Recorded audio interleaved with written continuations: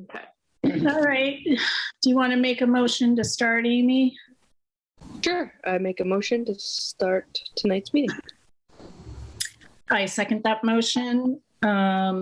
So the Board of Health meeting is starting, today is June 1st, 2021, 5:30 p.m.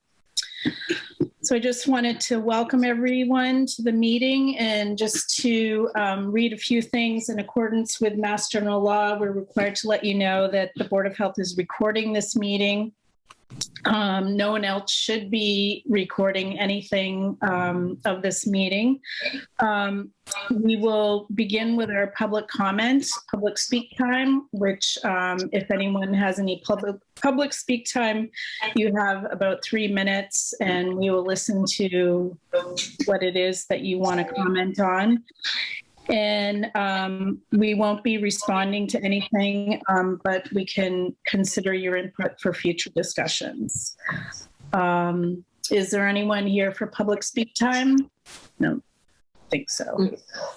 Okay, so we can move on to the first item, which is the 10 Grant Street issue. Yeah, I can give a quick overview, and then Attorney David Mintz is here representing the landlord, George Demsick, who is also here. I sent you guys an email about it, and it's pretty short and sweet, but basically the landlord, George, has an occupant over there, Ed Brown, in Unit 10. It's a pretty contentious situation that they don't get along. It's no secret. I know that Attorney Mintz and George have been in housing court for a while now, trying to, go through the eviction process. So I do always try to have them work with their attorneys, because when there's both parties have attorneys involved, there's really, it's better to have them just work it out rather than getting the health department involved. But Ed wanted an inspection, which he's, allowed to get from us. So he wanted to complain that the lights in his bathroom was like kind of the initial complaint. They don't stay on. And then a couple other issues with lights. So we did an inspection, and the light in the bathroom stayed on. So that wasn't an issue, but he pointed out 2 other lights throughout the house. There are some exterior lights, and then just lights in the kitchen and bathroom that don't work. I know that there might be issues with it needing light bulbs. So at our, we'll talk about that, but my interpretation of the code is that whatever is existing needs to be maintained. And although there are other portions of the code that say there's only 1 light fixture required in a kitchen, even though there's more than 1 in the kitchen, even though only 1's required, what is there needs to be maintained. That's my interpretation of the code. So, I've cited that, and I think I'll let Attorney Mintz explain his side of things. And then because it's something that requires, a decision over me, then that's why we're here to talk to the Board of Health, and it will in the end be up to Maggie and Amy. But that's my interpretation situation. But Attorney Mintz, if you want to kind of explain. Sure. How you guys are feeling. Okay. Good evening, members of the board. Thank you very much for making time on your schedule for this. So just to correct a couple of things that Health Agent Eichstadt said, we haven't been in housing court over an eviction for a long time. There has been a lengthy housing court proceeding involving Mr. Brown and Mr. Demsick, but that matter was resolved. But eviction proceedings, have been initiated, and an eviction complaint now has been served on Mr. Brown. Basically, with respect to the fixtures at issue, I did provide Health Agent Eichstadt with some photographs that hopefully you had a chance to look at to at least give you the lay of the land a little bit. I see this as involving 2 separate provisions of the state sanitary code. One of them is the provision under which Health Agent Eichstadt cited Mr. Demsick when she did her inspection, and I think it's meaningful to say that regarding the inspection she did, a lot of the things were absolutely corrected fairly quickly. But there's some issues, especially with some of these kitchen fixtures. The two sections of the state sanitary code are 410 period 351, and that's the section that Mr. Demzik was cited under, and that's titled Owner's Installation and Maintenance Responsibilities, and it basically talks about that the owner shall install or cause to be installed and maintain, free from leaks, obstructions, or other defects, the following, including electrical fixtures. Mr. Demzik, he didn't install any of this stuff. I can certainly see that if there was a refrigerator there that Mr. Demzik didn't install, that's something that's required under the sanitary code. If there's a fridge there and you rent an apartment, this is a veterans sober living environment, by the way. It's a group sober living environment. If it's a refrigerator or a dishwasher or something like that, that's one thing. But here we have lights in the kitchen where there's a kitchen fixture that works, and you have a photograph of that, and that's where the other sanitary code provision comes in. That's 410 period 251, in which the sanitary code says you've got to have one electric light fixture in the kitchen, and Mr. Demzik does have that. These other fixtures are things that he didn't put in there, and frankly, they don't even really serve a purpose. And the reason why we're here arguing about this stuff, which is not necessarily massive, in your duties, is that Mr. Brown basically every opportunity he gets, he will waste electricity. He doesn't pay for electricity. He doesn't pay for heat. Mr. Demzik pays for those things. And one of the things that we've been litigating in housing court is Mr. Brown turning the thermostat up and opening up all the windows. Mr. Demzik installed motion sensor fixtures to be able to detect motion, and the lights will go on and off automatically in order to try to save him some money. Mr. Brown has consistently disabled those. He tapes over the sensor so that they don't work anymore. So Mr. Demzik's position, I think, fairly stated regarding the light fixtures is that, I didn't put them in. Okay, they don't work. I'll get rid of them, but I shouldn't be responsible for giving Mr. Brown more opportunities that aren't required under the sanitary code to switch every fixture on in the house and just cost me money, because that's what I've been dealing with. Yes, the relationship has been contentious, but again, it would be one thing if it was a compliance issue that related to minimum standards of fitness, but it really doesn't here.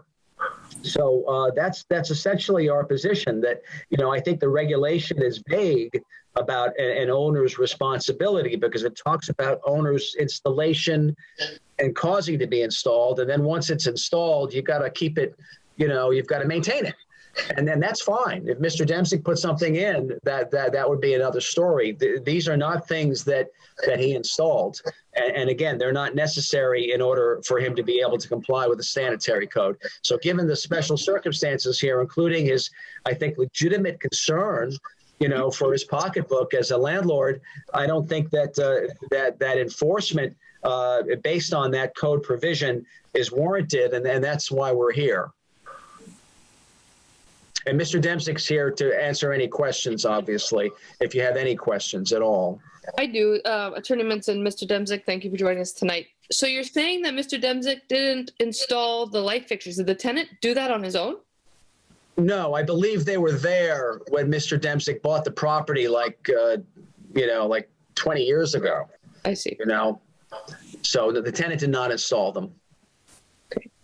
The tenant or the owner didn't install them? Well, the tenant did not install them. I mean, Mr. Demzik is not aware of who installed them. They could have been installed by a previous tenant. This has been a veteran sober home for a long time. It's called the Evans House, and Mr. Demzik, actually bought the property and took over the operation. He's a veteran himself. He's a Vietnam Marine Corps veteran. So he has no idea who installed them. He only knows it wasn't him. Mr. Demzik, is there anything that you'd like to say? Well, just that, yeah, we try to conserve and as much energy as possible, as Mr. Attorney Mitchell said. We put in the sensors. So, Mr. Brown, you tape those over and switch on all those lights, which really are not necessary, because if you walk into the room, the light comes on. If you leave the room, within so much time, they shut off automatically. These lights, absolutely nothing. If you look at the pictures, they do absolutely nothing. There's in the corner. So there's 2, 4, 7 bulbs, which it is costing a lot of money, because, for example, the last month that all of them were working, it was $109.38 versus the one right next door, which has one person, was $55. Now, often he would have all those lights on, and they're kind of old and whatever, who knows. And now he took the light bulbs as well. I don't know what that's about, but I'm just feeling like we have one light in all the units that works fine. It's 2 bulbs. It works fine. It lights up the whole kitchen. Them other ones are just unnecessary, costing us a lot of extra money, $50 or $60 a month, which we could use to help the veterans, feed them or help them get glasses or do whatever. It's just a waste of resources and energy. And let me just to clarify, to make sure that nothing kind of falls through the cracks, because we don't want to be bothering you anymore. There was also Mr. Demzik was also cited for a fan that was in disrepair as well. I provided a picture of that fan. Again, he didn't install that either, but if you look at where the fan is installed, it's about a foot away from a side wall. So we don't our heads are scratching about what good it even does anyway as a mode of air circulation, you know. And again, Mr. Demzik's concern is that, you know, again, the facts on the ground are that Mr. Brown, if given an opportunity, he will turn on every appliance or electrical fixture in that house if he can, you know, because he knows he's not paying for electricity, you know. So that's really our concern here as far as that's concerned. And the other thing that I'll just point out, I guess I just want to point it out again for the record. If you look at one of the photos, members of the board, next to the lights over the microwave, you'll see that there's a molding, a wooden molding. And Mr. Demzik wanted me to point out, because he didn't want to be accused of hiding the ball here at all, but there are also a couple of light fixtures in there right next to those 2 fixtures over the microwave. And we have no idea when they came in, what they're supposed to do, you know, but I just wanted to make sure that we were totally transparent and honest with you folks, so you knew exactly what was going on, and whatever decision you made would guide Health Agent Eichstadt, so she wouldn't have to look at her order to correct and say, well, geez, the Board of Health didn't address that.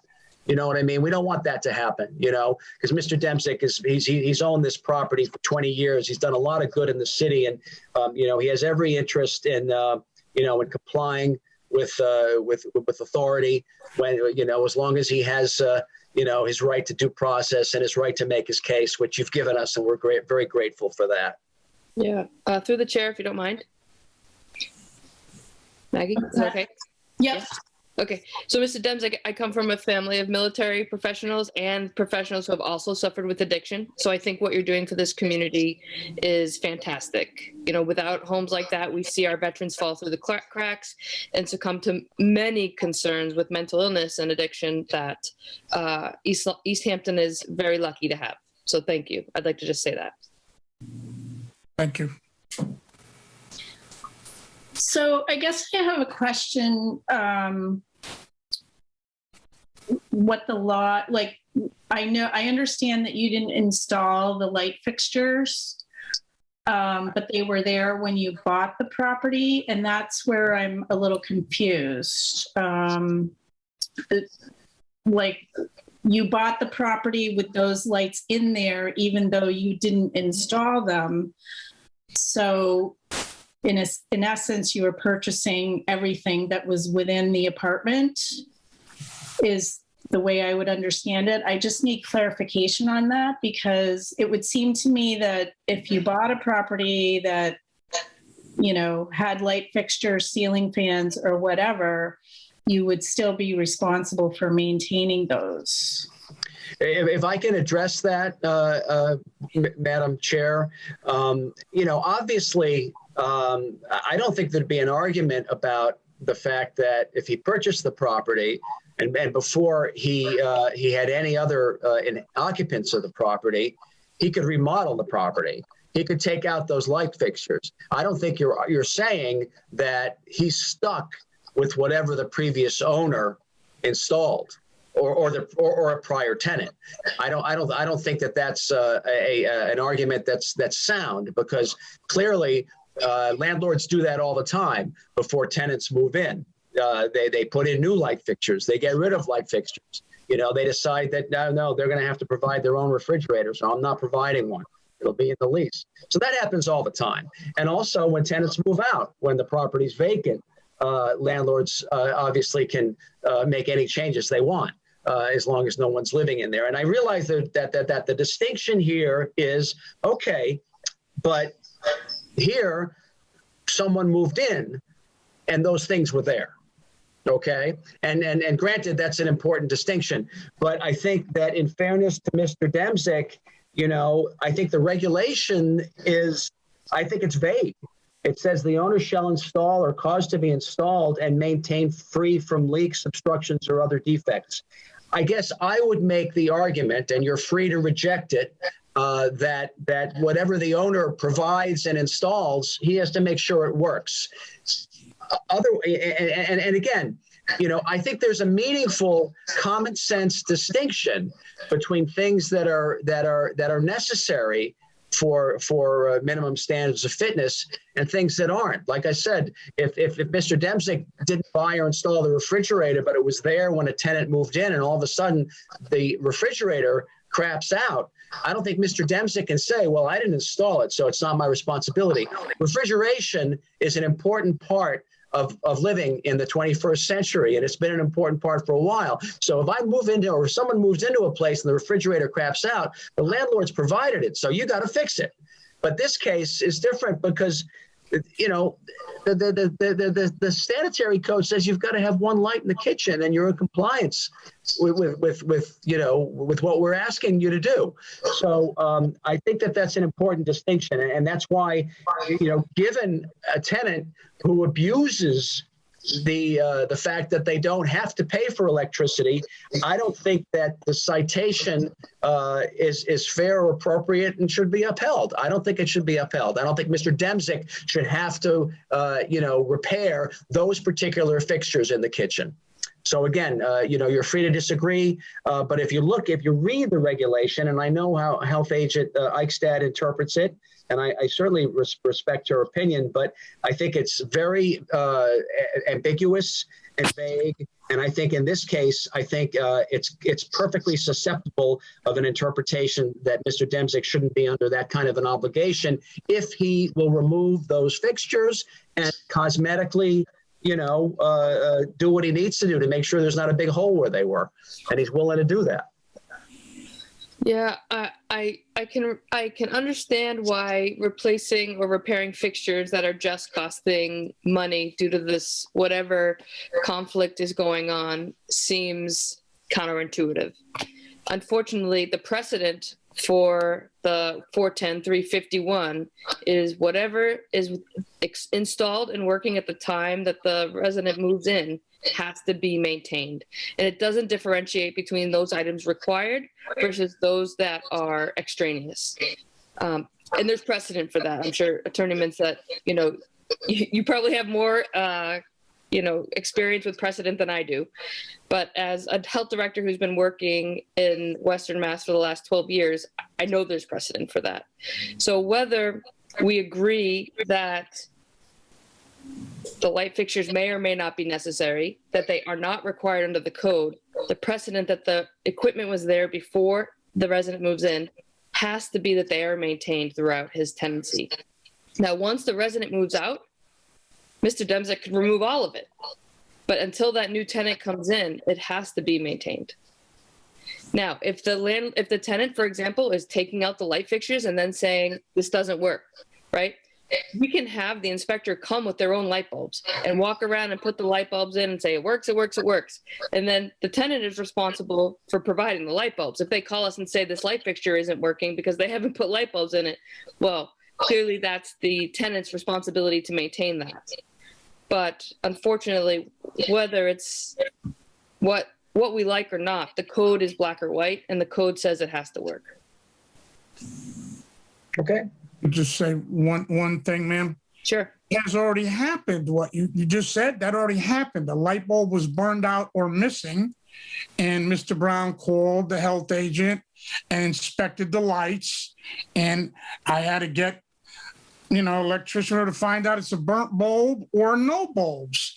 Yeah. In the kitchen light, so he's not even using them, and it's costing me over $100 a month for lights that are not necessary. Aren't we about conserving energy as well? I 100% agree with you that, energy efficiency is an important component of public health in general. And Bree or Brian can certainly come to the next inspection with their own light bulbs and put them in every outlet that the tenant says isn't working. Once we confirm it's working and it functions, his ability to put a light bulb, it is his responsibility. He can call us all he wants. It's working, right? It's just about having a light bulb. And that is not your responsibility to provide. The other thing too, the thing with him keeping the electrical fixtures on, that's something that you guys can address in housing court, and you should. And that's whenever a landlord has an attorney and the tenant has an attorney, or vice versa, I always, try to get them to work those things out, because those types of things we don't have control over.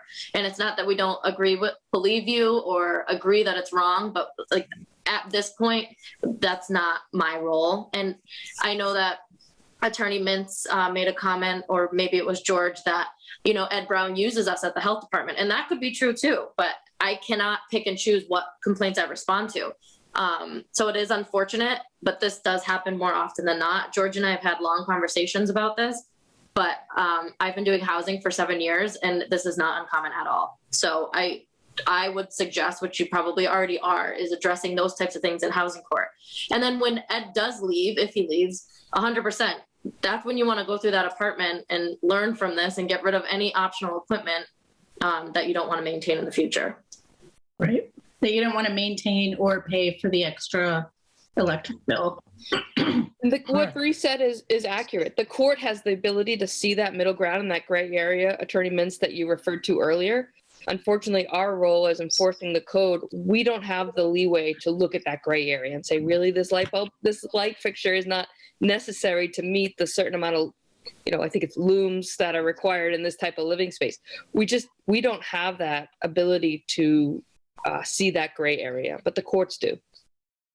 Yeah, well, believe it or not, members of the board, that's the last thing a judge wants to deal with in housing court, frankly, is, a light fixture issue, and we've brought it up, and it doesn't do any good, when judges refuse to enact, forceful remedies. So, I mean, we have a judge in housing court right now. We brought a motion in mid-April for enforcement of a settlement agreement, and the judge has been sitting on it for a month and a half in a very, very contentious situation. So I appreciate your perspective, but I appreciate your perspective, but again, there's we've tried to avail ourselves of certain remedies, and we can't control a judge's scheduling and their own agenda. So, but we understand the remedies that are available. Well, if you'd like the reinspection to happen with our own light bulbs, we can certainly provide you a letter for your next court date that says all the fixtures are working. And I don't know all the logistics of what's happening in housing court right now, but a letter from the Board of Health usually carries some weight in terms of compliance. Sure, we appreciate that, but that won't be necessary because we've moved on from that, and we're proceeding with an eviction, and that'll bring a whole new set of litigious opportunities for everybody. So, where are you in that process? The complaint's been served, and we just need to file it. We just need to e-file the eviction complaint at this point. So, but So the 14-day notice to quit is in. it was actually a 30-day notice. So yes, yeah, we've given notice.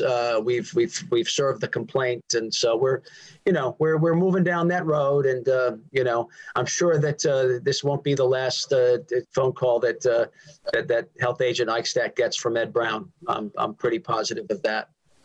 So. And where are we, just out of curiosity, in that 30-day window? Say that again? Where are we in that 30-day window?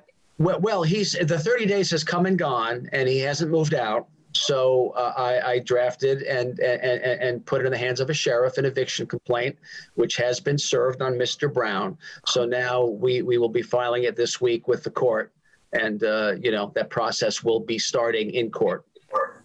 So Bree, under the housing code, what is the time frame for correction for such a thing? I don't know it off the top of my head. For the light fixtures? So I gave him 30 days, but I was just which is coming up next week, but I was just gonna ask you guys if, so as the Board of Health, we can adjust that time frame. I was just gonna say Attorney Mintz emailed me on 5/20. So that was about almost a week and a half ago. So I was gonna say, if you guys are fine with it, we can extend the reinspection a week and a half, because there was kind of this gray area. Are we gonna fix it or are we not gonna fix it? Can we extend it by 30 days? I would imagine so. I believe the housing code gives up to, I can look that up, but yeah, I mean, I'm fine with 30 days. It's very minor. We take a motion as the Board of Health to, after what has been presented, to extend the order of correction for 30 days. We'll allow them time to kind of work through what they need to work through in court. Yep. And then it will also, if wherever you're not at 30 days, we will need to see a reinspection that shows that if the tenant is gone, that the equipment is removed. And if the tenant is still there, we need to see that the repairs have been made. Okay. And I just want to ask, the 2 items that needed immediate repair, those have been addressed?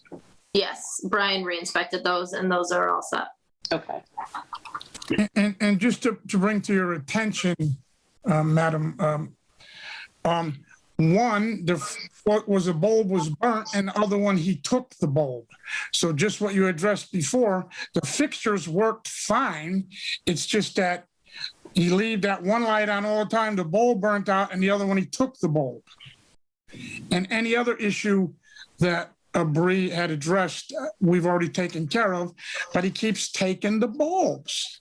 Well, George, Mr. Demzik, they've already addressed that issue. So I hope you heard them say that you don't need to provide the bulbs, at least regarding the interior anyway. So, Yeah, the only bulbs you would need to supply would be for the exterior, the step over the stairs, but at the doorways in and out of the house.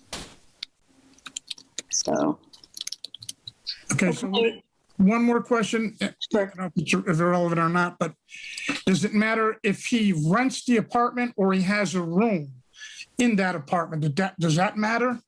A tenant is a tenant. I mean, he could be there for free based on an arrangement you made with his mother, but he's in your space, so he's. So if he has a room there, I can't remodel a kitchen. If it's his kitchen, you would need to make arrangements with him to do any kind of remodels. Yep. It's a common area kitchen. He's the only person living in the unit right now. I see. I see. So you rent out the rooms in that unit to different people. Okay. Exactly. So and if he were to refuse you entry, you can so let's say we get to that 30-day window and he's, every time you ask for entry to fix or repair the situation, he's refusing you entry. We can place him under an order to give you access before that 30-day window is up.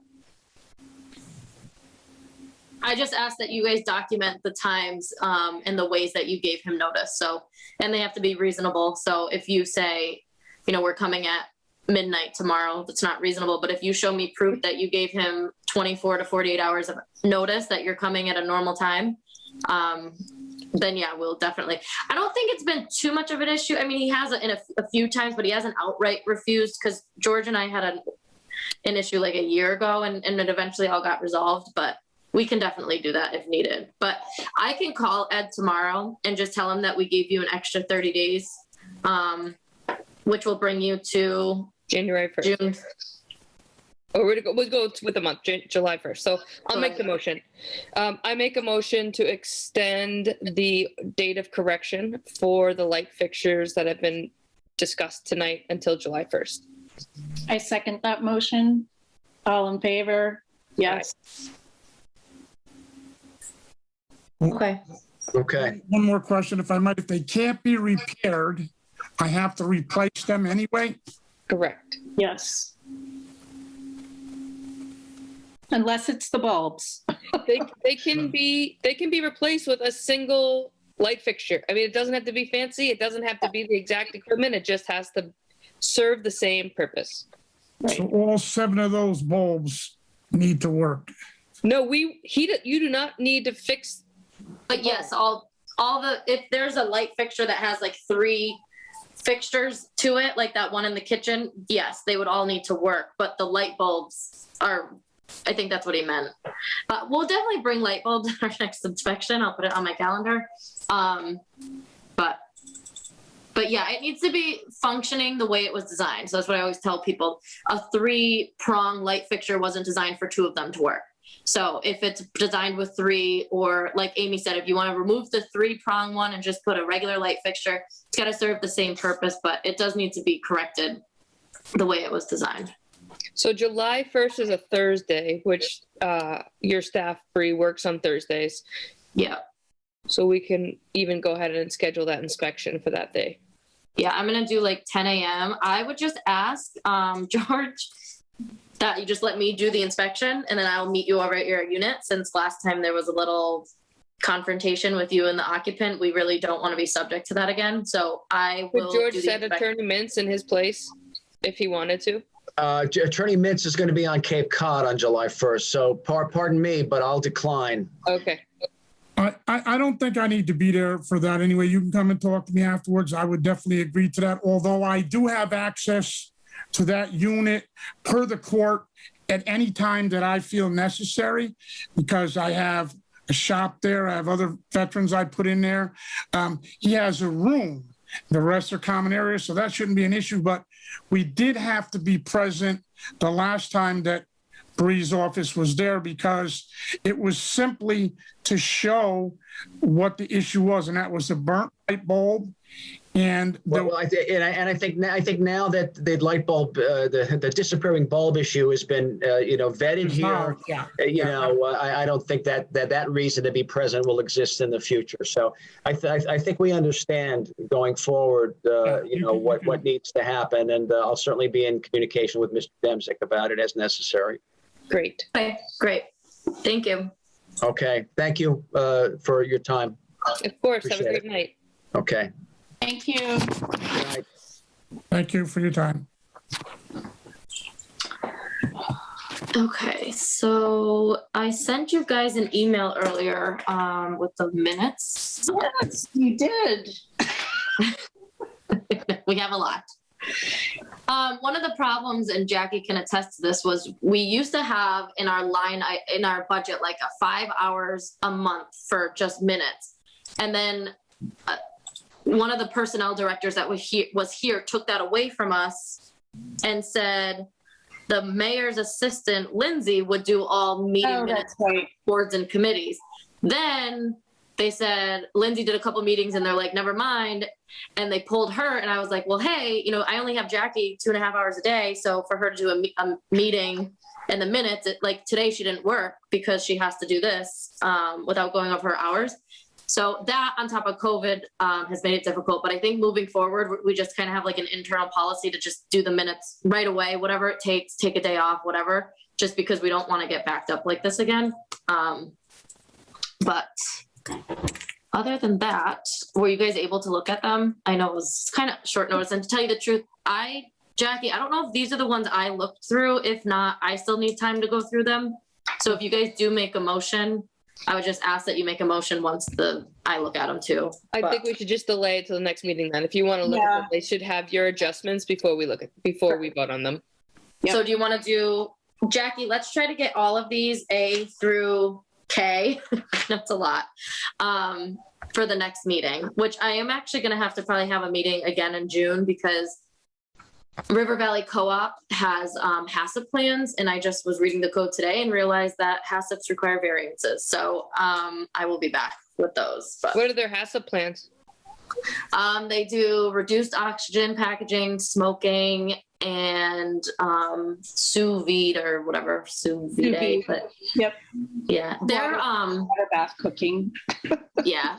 I checked in with Meredith in Northampton because they have a River Valley, and she says that they're like awesome. So, and they already submitted their HACCP, and it's super long and detailed. So I think there's going to be no issues. I just need to, do my due diligence to actually look at it closely, which has been difficult to find the time to do, but I'm going to try to get that done. So probably like the end of the month. Last week, I think they're trying to open like June 29th or something. So we'll probably like the last week, we'll just do a quick meeting to officially approve the variance. Jackie, I just wanted to add, when you do the minutes, if one of the board members is absent, can you record that? Thank you. We'll skip the update from health director. We just have to be off. Can I just interrupt for 1 second, Bree? Sorry. So there might be some minutes because there were some meetings that we had over COVID that I wasn't able to make it to. Maggie, you and Jenny were the two people. Yeah. And Jenny's not here. So Bree, can you look into what the requirements are for approving minutes if a member is absent? only one member on the board is still here? Mhm. I've never encountered that, so I'll be curious. So what would we do? Well, we'll find out.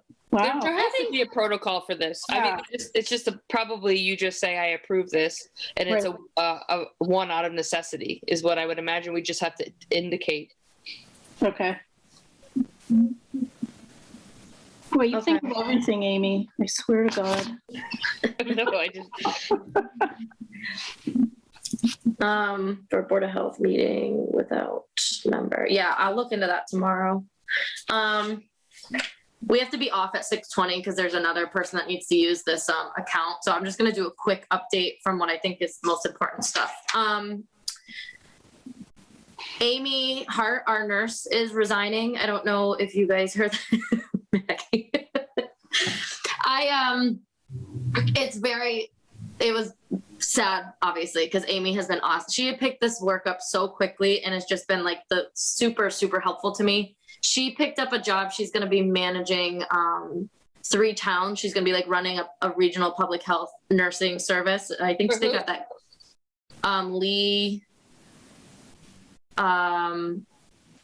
one of the towns. Yeah. Lee Lennox and Sturbridge. No, Lee Lennox and... It's a starts with a B at not Brookfield. Okay, I know the district. Yeah. She got it there, so it makes more sense. Yeah, and she lives out there, and I think it was more money. So she was sad to go, and she said she really enjoyed working. She said it was a tough decision. But with that being said, I am meeting with finance tomorrow, and pending your approval. I played with the numbers a little bit. I really need Brian to be full-time. He's full-time until December, but then as of January 1, the fate is kind of unknown. We'd have to get a supplemental appropriation. And he's just doing really well. And he's like picking it up quickly. And I just think that if we were to say like, hey, you're going to be part-time. I mean, he's,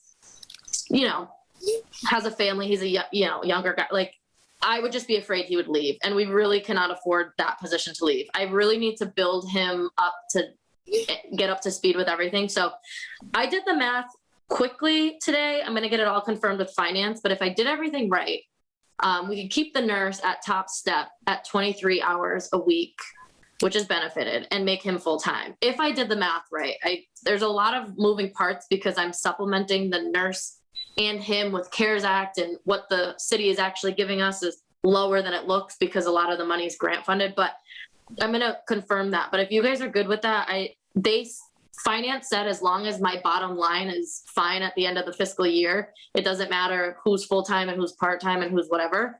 But are they both benefited positions right now? Yes. Okay. Because I would say that would be the only thing that I would think would hold us up. is the town probably doesn't want to add benefited positions. Even though the cost is neutral, adding the benefits is clearly a lot of money. So if for any reason they expected Brian's position to go back down to part-time without benefits, no. Okay. It always stayed at 20. So that was important for us. I think for our town, having a full-time inspector is significantly more protective of our residents. Yes. I mean, it's not that public health nursing isn't important and that it's not what we need in this town. I just think with all of the booming businesses that we have right now, that ensuring the viability and safety of our restaurants and their ability to open fast and to have temporary permits when they want them is economically and especially in the summertime with, I'm assuming the pandemic goes in the right direction and things will be back like cultural chaos, all the mill pond stuff. And, that's where you're going to need a health inspector. And I think, Trish used to be like, 10 hours? Yeah. So with 23 and Meredith in Northampton, it's very, very early, but she is starting like a regional public health nursing program for the region. I don't know exactly. It's not meant to completely cover towns, she said. She's like, so don't expect, Northampton to take over for you, but it's there to supplement. So that also gives me like an added kind of buffer to feel okay with it. Which so is I think just really amazing. I mean, to be able to keep a nurse on at a reasonable hours, but then feel like if we needed nursing support that we have access to that. Yeah. That's a huge gift. Fantastic. Yeah. Yeah. So I can confirm with you guys once everything's said and done, but I did the math today and it all worked out. And like I said, Brian's doing really great. And he's like just starting to kind of get out on his own for food, like doing some easier stuff like church kitchens and stuff, but he does all my re-inspections for me. So we'll do an inspection together, like a pool or something. And then I'll send him out to do the re-inspection. And it's just been a really big help. I think he's enjoying it. I think he is surprised at how many things we do. I mean, his first week, there was like Jackie, like just a million things, I'm talking about a raccoon bite in my office. And then there's this on the other line. And it's just, so I think he's enjoying it. So I'm hopeful that, he'll kind of stick around. So those are kind of I'm super glued to local public health. I mean, you literally do a little bit of everything and never know what you're going to have in a day. Every time I try to get out of local public health, it just pulls me right back in. So I'm glad that Brian's enjoying it. Yeah. And he comes from a background of, he was an EMT, so he worked like crazy hours. So this weekend when he had Friday, Saturday, Sunday, Monday off, I'm like, go enjoy your weekend. So I think he's just like loving the normal schedule too. Beth Rist is, I think the only person that showed interest for the Board of Health position. She sent her resume and all that. I don't have the email in front of me, but Maggie and I were talking with Lindsay and she's in the process of whatever the process is, go to the mayor, I think city council and stuff like that. So hopefully soon we are scheduled to meet in a couple weeks just to kind of give her an overview of the health department. Okay, good. So we'll be moving towards that. And then the only other thing is I'm off this week, Thursday and Monday. And I think I'm off the next week, Thursday, Monday, because I just have personal time that I have to use before July 1. So I literally had to force myself. So June is a really busy month. So we'll see what happens after that. Sounds like things are finally, grooving, even though Amy's like, that's a really good plan, Bree, that you came up with. So good. Yeah, she's staying on 10 hours a week until September 1st too, which is awesome because she'll be able to keep the dashboard going, which I think the residents find really helpful. Oh, good. Oh, that's great. So, yeah, so she'll be here and then, so it gives us a little time to figure things out. Okay. And then the only other thing on the agenda real quick is just COVID update. Hey, Bree, I'm hiring a nurse 5 hours a week. So if you find someone who needs a little more hours. Oh, yeah, I saw your email today. So if you need a good candidate and they're like, yeah, I'm sorry, 29 hours isn't quite enough. 23. So it would make them 28. But yeah, that's still a good Feel gig. free to think of me. Can they be housed at your office? Because I don't have room right now for anybody. Can they stay with you for 28 hours? That might benefit you. I would have to share my office because there is no space in East Longmeadow, but I'm sure, I don't know if we could do 28, but we could probably do something. I'll talk with the mayor, because if we do hire a nurse, I think 23 hours will require in-person stuff. I don't think she'll be completely remote. So, and HR is also working on a remote policy right now. So I don't know how flexible the city is going to be. But they've got to do some moving around anyway, because we've got a couple people displaced right now. So hopefully eventually. But yeah, my COVID-19 update was just to check in with you guys. It's crazy to me that we went from super enforcing everything to just May 29th, everything was just gone. Strange. It is. Yeah. So, my biggest concern right now is that EEC has said that anyone in daycares anymore don't have to wear masks. I think that is just mind blowing. I was on a call this morning where the assistant to the commissioner was talking about it. And she was like, well, the mask mandate says that you're not required to wear a mask. And I just kept saying, the mask mandate says if you're not vaccinated, you should still wear masks. No one in a daycare is vaccinated. And that's true. I was like, can you explain the science to me about how we got to a point that 0 to 6-year-olds don't have to wear masks together? Because I don't understand it. So the EEC doesn't fall under the DESI, which is continue to wear masks. Really? Yeah. So they have gone out on this limb and said it's all personal choice. So daycares have the ability to say everyone's still 5 and up, because they were always like 2 to 5 is optional, 5 and up is required, which I also thought was weird, but okay, because CDC always said 2, so I thought it was a little off. But I know we have to get off in a few minutes, but I was having a really hard time with the EEC decision. You know, the DESI outside makes sense. The science supports it, right? We have science. We have reality that we can look at and say, okay, outdoor transmission is very, very low. But we know kids are usually asymptomatic carriers. We know that kids put their mouths on everything. I mean, they constantly have a runny nose. You don't know if it's COVID or just a kid having a runny nose. So I just had a hard time with it. So anyway, can we usurp that by making a stricter? I am sure we could. I don't know how popular we'd be, Maggie, but I would support it. I just think until there's science, until EEC can come to us and say, this is the science we're using.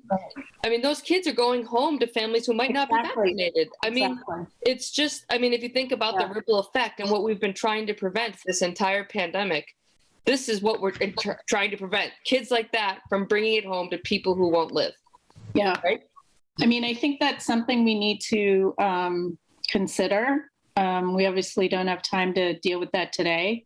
But I don't know. Do you think I don't know if it can wait till July. Oh, wait, we're having a meeting in June, the end of June. I think we could certainly look at the statistics and see what pediatric cases in that age group has done to change. We could also send out, Bree, do you have a list of all of our daycare providers in town? You can get it on the state site. So maybe we could send like an informal survey. Do you plan, we understand that EEC has removed the masking requirements. Do you plan on creating any internal policies that are more strict than that? And just kind of doing some education outreach to that group, because I think that group is really everyone's like, yeah, they're going to be fine. Well, I mean, I think that group is integral to the infection rates. But also, we don't know that those kids are going to be fine, right? Like, I mean, we still see pediatric problems. It's just mostly they're going to be fine, but there are still some that aren't going to be fine. And we're just kind of gambling that those who aren't going to be fine are going to be much smaller than those that are. And I don't know, gambling with kids is something that I just have personally, I'm speaking strictly personally, a hard time with. No, it's like gambling with lives. It doesn't matter how old they are. That we all have to keep everyone safe from age 0 to 100 and whatever. Yeah. So I would like more discussion around this. I think that's a good idea to do a survey. Just send out 1 or 2 questions, and then we can make a decision if we have to. Yeah. Or even by just creating the conversation and the discussion with these organizations, they may do it on their own. They may not need us to do it, right? They may say, the majority of them might say, yeah, there isn't, like, if we raise that and bring it to them as talking points, they might follow the path of least resistance. Right. I don't know. We'll see. I'm curious. I'll work on that.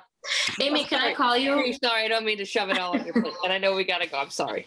Yeah. Can I call you for 5 minutes to ask those mosquito questions? Sure. Do you have 5 minutes? I will make it. Okay. Quickly, a motion to end the meeting at